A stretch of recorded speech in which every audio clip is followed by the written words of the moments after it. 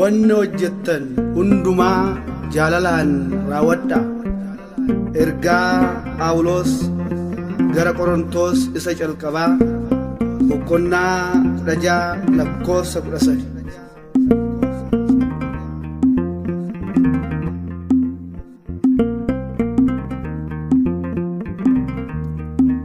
Jaalalli keenya habaayatu wanta hamaarraa haa fagaannu laphee qulqulluun haa tajaajillu qulqullummaaf haa jarroomnu laphee qulqulluun haa tajaajillu qulqullummaaf haa jarroomnu.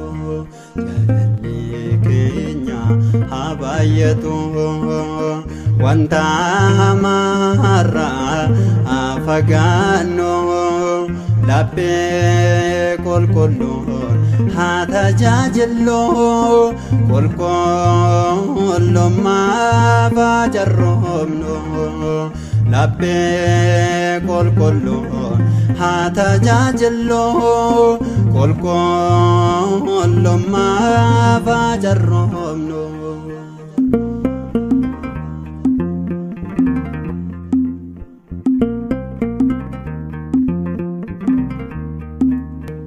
Ofii keenyaan obboloonni jaalala dhugaatiin haa jiraannu hafuuraan tokkodha hundi keenya harmee tokkorraa si dhalanneerra maaliif wal jibbina maaliif hamaan wal yaadna maaliif wal jifanna maaliif haaloo wal baana jaalala Waaqayyoo fannoorratti argina.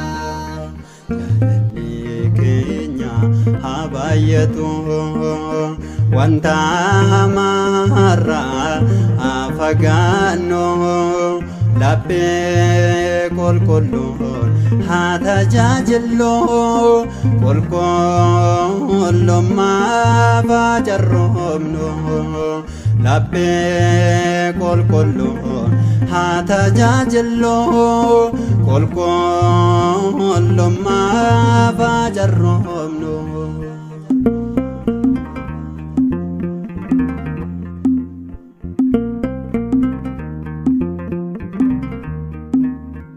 Waaqayyo keenyaaf haa beekamnu rakkinaan dhufuuf haa obsinu abdii godhannee haa jiraannu dhaquuf kadhannaadhaan haa jabaannu maaliif wal jibbina maaliif hamaan wal yaadna maaliif wal jifanna maaliif haaloo wal baana jaalala Waaqayyoo fannoorratti argina.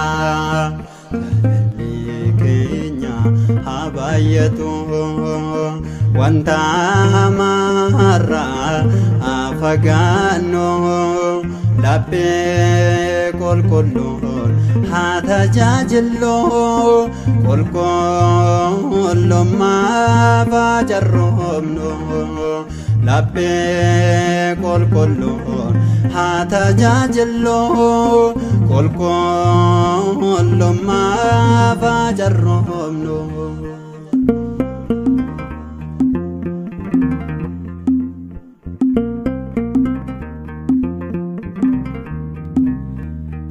Yeroo rakkinaa haa obsinu gara Waaqayyootiif haa iyyinu tolee jechuun isaaf haa ajajamnu isaatiif beekamnee haa